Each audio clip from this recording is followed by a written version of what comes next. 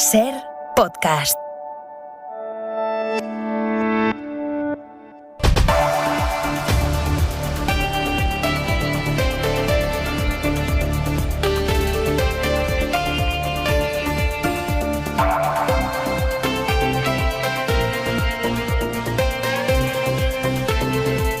Carles Puigdemont està ja en llibertat. Sempre ho hem pensat, que això pot passar, però sabíem també com pot acabar. ¿Qué pasa? Que España no perd mai las oportunidades de fer el ridículo. Y esto ha dicho nada más salir de la prisión de Sassari, donde ha estado detenido en Cerdeña, que se esperaba que esto le pudiera pasar, que lo pudieran arrestar y que España no se cansa de hacer el ridículo. Esas han sido sus palabras cuando el Tribunal de Apelación de Sassari lo ha dejado libre, menos de 24 horas después de que anoche lo detuviera la policía italiana al llegar al aeropuerto de Cerdeña, por la euroorden emitida contra él por el Tribunal Supremo. El expresidente catalán tendrá que volver a declarar el 4 de octubre ante ese mismo tribunal en Cerdeña, una jueza que decidirá entonces si la euroorden tiene validez y si inicia el trámite para extraditar a Puigdemont a España para que sea juzgado aquí. ¿Y por qué no iba a tener validez esa euroorden? Pues este es el tema muy complejo. La defensa de Puigdemont esgrime un auto del Tribunal General de la Unión Europea en el que se da por hecho que la euroorden está suspendida porque las autoridades españolas habían dicho que estaba suspendida. ¿Qué autoridades le habían dicho esto al Tribunal General de la Unión Europea? La Abogacía del Estado española, o sea, el gobierno. ¿Por qué dijo la Abogacía del Estado que la euroorden estaba suspendida? Porque el juez del Supremo, Pablo Llarena, cansado de que Bélgica le pusiera todo tipo de problemas para devolver a España a los reclamados, Llarena había pedido a la justicia europea que se pronunciara sobre algunos aspectos concretos, prácticos, de cómo se tiene que ejecutar la euroorden de detención y hasta qué punto un país como Bélgica puede negarse a ejecutar esa euroorden.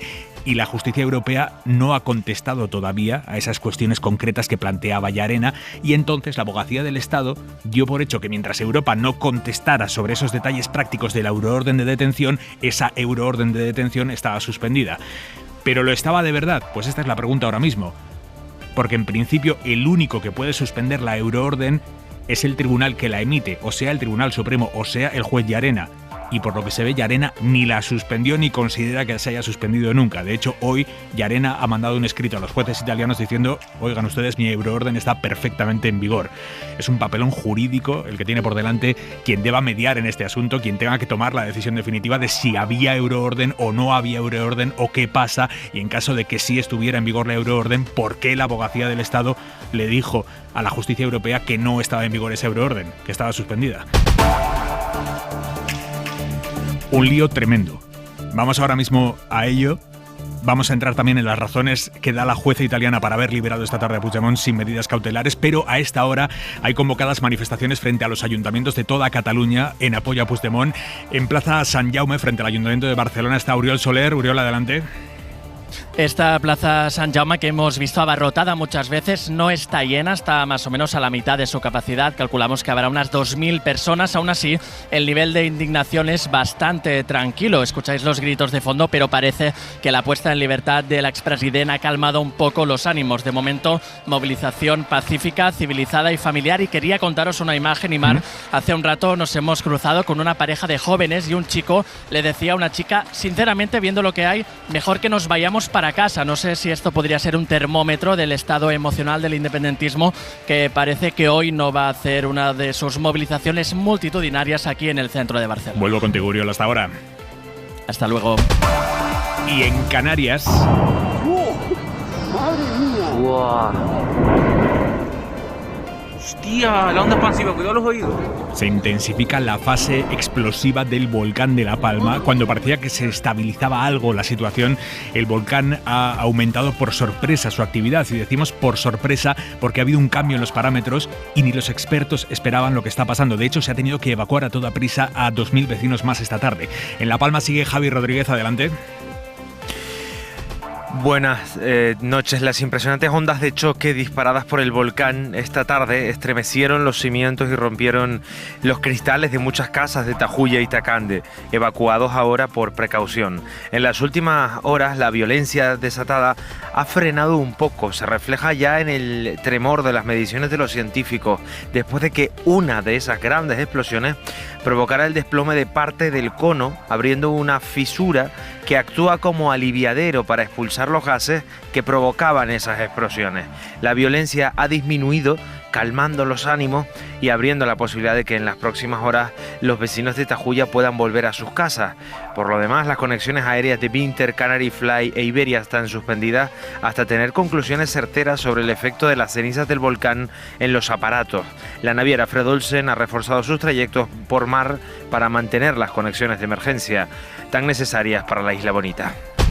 Hay media hora 25 deportes. Jesús Gallego, buenas tardes. Buenas tardes, deporte en directo. Campeonato del Mundo de Fútbol Sala. La selección española está a punto de meterse en cuartos de final. Está derrotando en la segunda parte 4-0 a la República Checa. Y en la Ryder Cup de golf, los españoles Sergio García y Jon Rahm han conseguido el primer punto para el equipo europeo. La pareja española ganó su partido, el resto de parejas europeas lo perdió. Estados Unidos manda en la Ryder ahora mismo por 3-1. Llega el fin de semana y no remiten las tormentas. Jordi Carbó, buenas tardes. Buenas tardes. Hasta bien entrada la jornada de mañana sábado se mantendrán las condiciones para la formación de tormentas en prácticamente todo el país.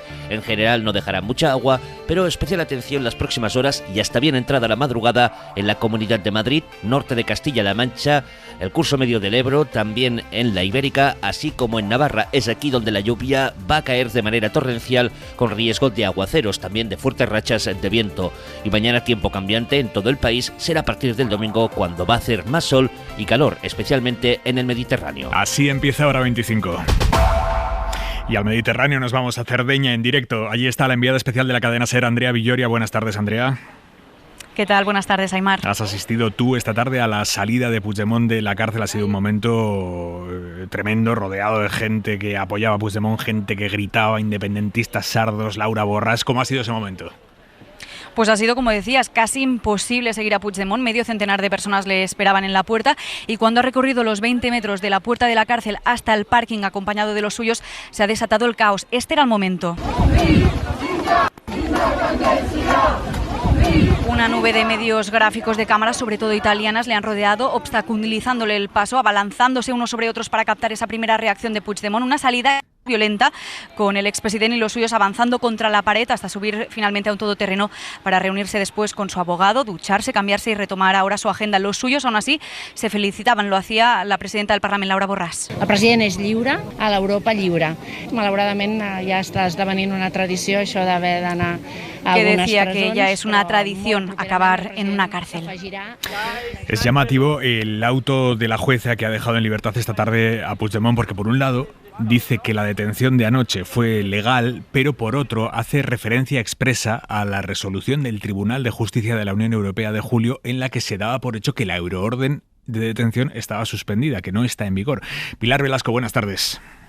Buenas tardes, Aimar. Pues sí, en la providencia a la que hemos tenido acceso, la Corte de Apelaciones de Sassari ordena la liberación inmediata porque considera que la inmunidad continúa intacta. La presidenta de la Corte se basa en los argumentos del fiscal general y en el auto del Tribunal General de la Unión Europea del pasado 30 de julio que recoge la orden del vicepresidente del tribunal para avalar, dice la jueza, que puede viajar en libertad. Así que, por un lado, valida la detención del expresidente catalán, se produjo conforme a la ley, dice, y no pide ninguna medida cautelar, ni siquiera retirada de pasaporte, porque sería incompatible con la actividad europarlamentaria. El escrito dice textualmente que comprometería seriamente el derecho de la persona detenida a viajar libremente para participar en las reuniones del Europarlamento garantizadas por la inmunidad aún intacta. La Corte, por tanto, emplaza a Puigdemont el próximo 4 de octubre con estos argumentos para decidir sobre su extradición a España.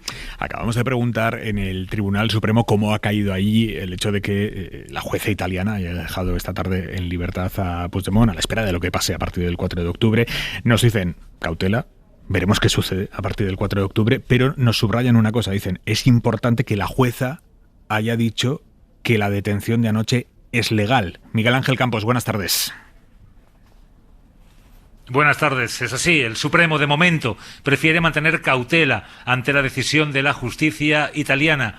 creen que hay que esperar a la vista del próximo 4 de octubre antes de emitir cualquier pronunciamiento, aunque se muestran satisfechos, Aimar, con que Italia, la jueza italiana, haya avalado la legalidad de la detención. Como no podía ser de otra manera, literal, afirman estas fuentes. La defensa de Puigdemont ha dicho, claro, es que aquí lo que está pasando es que todavía todo es muy incierto, no está nada claro exactamente de lo que ha pasado y de lo que puede pasar, pero la defensa de Puigdemont ha venido sosteniendo a lo largo de las horas, lo hemos escuchado esta mañana, por ejemplo, en Hoy por Hoy, que cuando detuvieron al expresidente catalán ayer en Cerdeña había policías españoles presentes en el aeropuerto.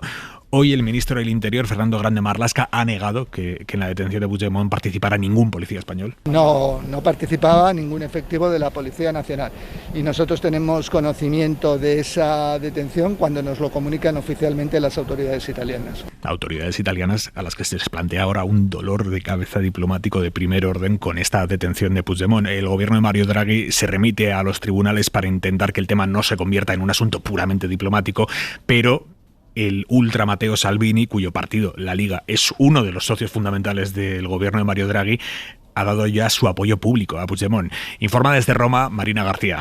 La ministra de Justicia, Marta Cartabia, en un comunicado oficial esta tarde se desentendía de tener algún rol en la decisión del proceso del caso de Carles Puigdemont. La responsabilidad dependía enteramente de la propia autoridad judicial, decía, en este caso de la Corte de Sassari. Esto tras estudiar durante horas desde su cartera cuál era el presupuesto jurídico del país, tras el paso dado ayer por los carabinieri que detuvieron al expresidente. La postura política durante toda la jornada ha sido de temor. La posición que pudiese tomar Italia con respecto a Puigdemont podía comprometer su relación con la Unión Europea. Dentro de la coalición de gobierno para las filas de la derecha, Matteo Salvini apelaba a que Italia tomase la misma postura que Alemania en 2018, que negó la extradición, y añadía al líder de la Liga que aquí ya tenían bastante con sus delincuentes como para pensar en venganzas ajenas. Al otro lado, dentro del propio Ejecutivo, pero en el Partido Democrático, también voces a favor de Puigdemont. La diputada Romina Mura decía: la detención de un parlamentario europeo es una ofensa muy preocupante. Sobre las derivadas políticas aquí en España, que son muchas, el presidente del gobierno, Pedro Sánchez, hoy desde La Palma. Lo que es evidente es que Carles Puigdemont lo que tiene que hacer es comparecer y someterse ante la justicia. Lo he dicho también en Barcelona cuando estuve en la última de mis visitas, en la reunión que tuve con el presidente de la Generalitat de Cataluña. Hoy más que nunca es importante reivindicar el diálogo. Mensaje claro a Esquerra Republicana para que no se deje arrastrar por la presión fuerte que le viene por parte del entorno de Puigdemont. De hecho, Pere Aragonès, el presidente de la Generalitat, viaja esta noche a Cerdeña, acompañado del vicepresidente Jordi Puigneró, que es una persona muy cercana a Puigdemont. Hoy Aragonès ha pronunciado una declaración institucional rodeado de todo su gobierno. Esto es lo que ha planteado. Los acontecimientos de ayer visualizan claramente que el Estado español no ha actuado de buena fe ante la justicia europea y es evidente que no ayuda a una resolución del conflicto. Por lo tanto, nosotros nos reivindicamos en el derecho a la autodeterminación y en la amnistía como formas de resolución del conflicto político. Ayer les contamos aquí la primera reacción desde Unidas Podemos, la del presidente del grupo parlamentario Jaume Asens, hablando de una detención ilegal e incomprensible. Hoy la ministra de Derechos Sociales, que es la líder de Unidas Podemos, la secretaria general de Podemos, Yone Belarra, ha estado mucho más comedida, se ha limitado a decir que la judicialización del conflicto es un callejón sin salida. Ambos, PSOE y Unidas Podemos, han hecho una defensa cerrada del diálogo sin perder de vista que los presupuestos son inminentes y que hay que aprobarlos, y que para aprobar los presupuestos les hace falta Esquerra. Inma Carretero, buenas tardes. ¿Qué tal? Buenas tardes. La Moncloa confirma que los equipos de Sánchez y Aragonès han estado en contacto tras la detención de Puigdemont y el presidente ha querido hoy reafirmarse en público en la estrategia del diálogo. El mensaje que quiero trasladar es de compromiso y de reivindicación hoy, si cabe más aún, del diálogo. Y en esto los socios no muestran discrepancias. Yone Belarra. En apostar por la vía del diálogo y para que ese sea el camino, porque la judicialización ha demostrado que es un callejón sin salida. En privado sí que hay fuentes del gobierno que admiten que una extradición de Puigdemont complica el escenario político, aunque destacan que Esquerra ya ha hecho grandes esfuerzos por el diálogo. Aguantarán el tirón, eso sostienen en el PSOE, y quieren confiar en que esta actitud salve también la negociación de los presupuestos, que ya está en marcha. Hacienda ya ha empezado a trabajar con los republicanos catalanes. Y la oposición, Isabel Villar, buenas tardes. Buenas tardes. La oposición quiere que Sánchez se comprometa a no indultar a Puigdemont si es que lo extraditan y si es que lo condenan. Pablo Casado se lo ha pedido así. Que se comprometa a hacer todo lo posible para que el señor Puigdemont sea extraditado de Italia a España y que si el Tribunal Supremo libremente y de forma independiente decide condenarlo, se comprometa a cumplir con la sentencia y a no indultarlo para recibir los votos de los secesionistas para seguir en el poder. Inés Arrimadas, de Ciudadanos, también quiere que Sánchez se comprometa a no indultar al expresidente si es que fuera extraditado a España y condenado, pero dice... Sánchez está deseandito que no traigan a Puigdemont porque se les acaba el chollo. Hora 25. Aimar Bretos. Les contamos ayer el caso de una mujer de Madrid que se suicidó el domingo en un hotel después de meses esperando que la Comunidad de Madrid le autorizara la eutanasia con la que quería morir y con la que quería acabar con los dolores insufribles que arrastraba desde años antes y que la medicina no conseguía quitarle. La mujer pidió la eutanasia en cuanto pudo, nada más entró en vigor la ley el 25 de junio, pero su médico se declaró objetora. Y le dijeron en el hospital, pregunta en la Comunidad de Madrid, y la Comunidad de Madrid no le dio respuesta. Comunidad de Madrid que aún tiene sin aprobar la comisión de garantías que tiene que decidir en estos casos, cuando los médicos se decretan objetores, como le pasó a esta mujer. Hoy hemos preguntado y resulta que no solo Madrid, hay otras dos comunidades, Andalucía y Extremadura, la primera gobernada por PP y Ciudadanos, la segunda por el PSOE, que aún no tienen aprobados tampoco los trámites que exige la ley de eutanasia. Y eso que aunque la ley entró en vigor en junio, se aprobó hace 6 meses, en marzo, y desde entonces ya podían haber puesto en marcha estos trámites. Pero no ha sido así. ¿Qué explicaciones dan estas comunidades, Teresa Rubio? Desde la Consejería de Sanidad extremeña nos dicen que los miembros ya están elegidos y que la semana que viene el Consejo de Gobierno va a aprobar el decreto para ponerla en marcha. Y en Andalucía y Madrid todavía están ultimando su composición. Fernando Marín, presidente de la Asociación Derecho a Morir Dignamente. ¿Por qué una comunidad autónoma como Madrid, capaz de construir un hospital de pandemias en unos meses, lleva tanto retraso? Porque no les gusta esa ley, porque no quieren apoyar la libertad de las personas para decidir cuándo y cómo finalizar su vida, ni siquiera en ese contexto de sufrimiento constante e intolerable. Por ahora, en la asociación tienen conocimiento de una docena de casos realizados. En Alemania, a 2 días de las elecciones con las que acaba la era Merkel, la campaña se ha teñido hoy de verde, con las manifestaciones climáticas lideradas por los jóvenes y en especial por Greta Thunberg, que ha viajado desde Berlín. La fuerza del movimiento por el clima tiene muchísimo peso en la campaña alemana, donde el Partido Verde juega un papel crucial en el tablero político. Corresponsal Carmen Viñas. Los partidos luchan por cada voto en este cierre de campaña, la más combativa en décadas. El candidato socialdemócrata Olaf Scholz y la de los verdes, Annalena Baerbock, dieron por terminada la campaña en Renania del Norte, mientras que el líder conservador Armin Laschet lo hizo en Baviera. Las últimas encuestas revelan que los socialdemócratas aventajan en solo un punto a los conservadores, que han ido ganando terreno. Sin embargo, los protagonistas de la jornada han sido las decenas de miles de alemanes que han participado en las concentraciones por el clima, organizadas en 470 ciudades de Alemania.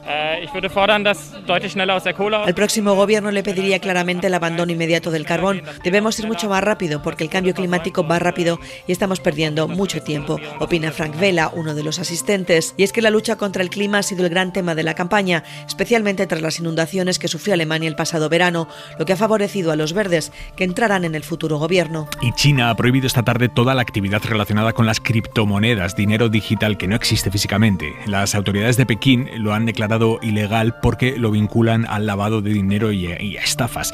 El primer resultado de esta prohibición total de las criptomonedas en China es que el valor mundial de las criptomonedas se ha hundido más de un 6%. ¿Hay pistas de que otros países vayan a seguir este mismo camino o solo una cuestión de China? Javier Ruiz. Buenas tardes. De momento China está solo en esto, pero con el volumen de población que tiene, esta prohibición ha hundido la cotización del Bitcoin un 6% y la de Ethereum, otra de las criptodivisas de referencia, un 8%.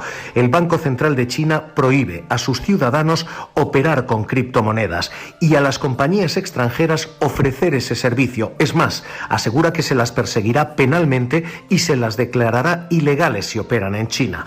Es la tercera ofensiva de China en torno a las criptomonedas. Primero prohibió minarlas, es decir, obtenerlas allí en China. Después prohibió a sus plataformas, Alibaba fundamentalmente, el Amazon chino, cobrar en bitcoins. Ahora afecta a los usuarios y les prohíbe definitivamente usarlas. Es una ofensiva en toda regla que puede tener efectos todavía inesperados. Y también en viernes, para cerrar la semana, la mirada de Xavier Vidal-Folk. No es una explosión, sino el burbujeo marchito de una tónica. De todo el ruido generado por la detención y posterior liberación de Carles Puigdemont en Cerdeña no quedará casi nada. Ni siquiera la imagen de los consejeros de Junts solos, sin los de Esquerra manifestándose al frente al consulado de Italia en Barcelona, al lado de algunos centenares de militantes de la CUP.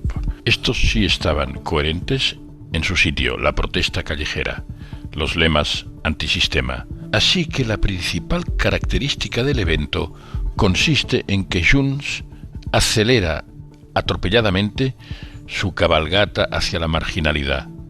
Disputa el espacio de los antisistema, pero sin su currículum. Ni es su estilo de partido acostumbrado al poder, ni es su historia pujolista de ocupar poltronas y mandar, ni es su idiosincrasia conservadora. Y además, la CUP le lleva ventaja. A diferencia de Laura Borràs y otros compis, no tiene pendientes casos de corrupción en los tribunales. El episodio corso de Puigdemont aclara más las cosas. Su gente denigra y ataca el diálogo, o sea, desprestigia la mesa que es, en este caso, la institucionalización específica del diálogo. Confunde, más que nunca, gobierno con Estado y ejecutivo con judicatura.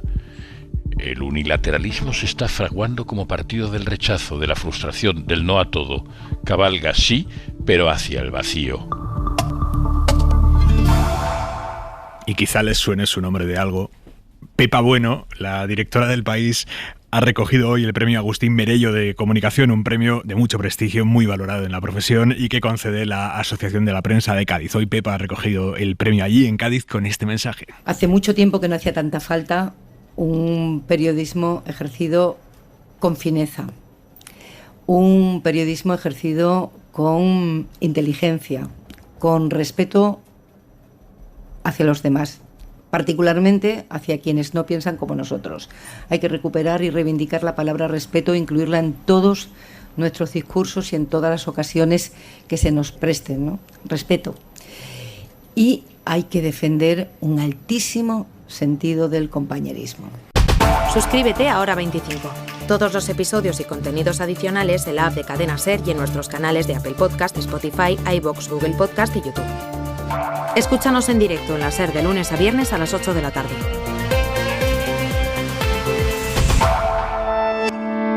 Cadena SER. La radio.